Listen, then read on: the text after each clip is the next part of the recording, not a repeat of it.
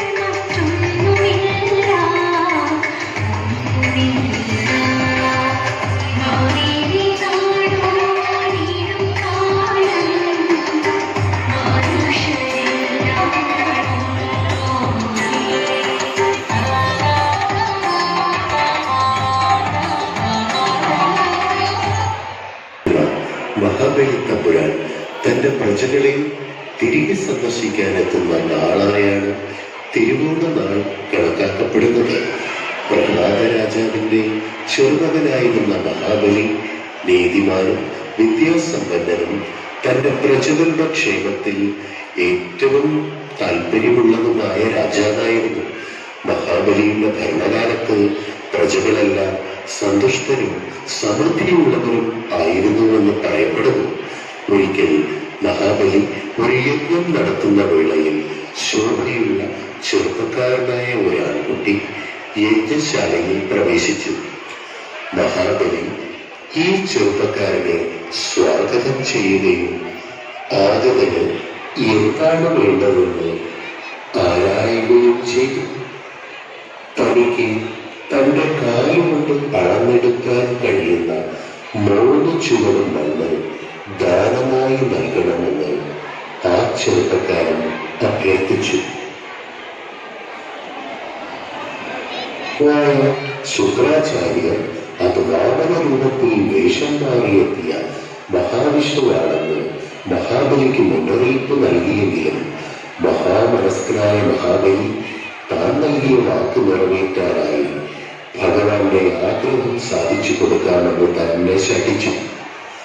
ഐതിഹ്യം അനുസരിച്ച് ചെറുപ്പക്കാരനായ വാമനൻ ത്രിവിക്രമൻ എന്നറിയപ്പെടുന്ന ഭീമാകാരമായ രൂപം പ്രാപിച്ച് ഓരോ ചുവടുകൾ വയ്ക്കുമ്പോഴും കൂടുതൽ വലുതായിക്കൊണ്ടിരുന്നു. തന്റെ കാലിന്റെ ആദ്യപടിയോടെ വാമനൻ ഭൂമി മുഴുവനും അളന്നെടുത്തു. കാലിന്റെ 2ാം ചുവടിൽ ആകാശം മുഴുവനും അളന്നു. വാമനൻ തന്റെ 3ാമത്തെ ചുവട് എവിടെ വയ്ക്കണമെന്ന് മഹാബലിയോട് ചോദിച്ചു.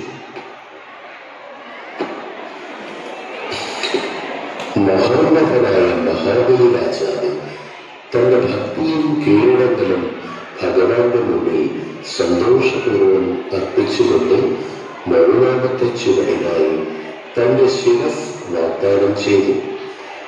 അദ്ദേഹത്തിന്റെ മഹാത്യാഗ മനോഭാവം അനുഭവിച്ചറിഞ്ഞ വിഷ്ണു ഭഗവാൻ അദ്ദേഹത്തെ അനുഗ്രഹിക്കുകയും അടുത്ത മന്വന്തരത്തിൽ അദ്ദേഹത്തെ ഇന്ദ്രനാക്കാമെന്ന് വാഗ്ദാനം ചെയ്യുകയും ഈ ജന്മത്തിൽ പാതാളത്തിലെ കവാടങ്ങൾക്ക് കാവൽ നിൽക്കുകയും ചെയ്യണമെന്ന് ആവശ്യപ്പെട്ടുകൊണ്ട് അദ്ദേഹത്തെ പാതാളത്തിലേക്ക് അയക്കുകയും ചെയ്തു.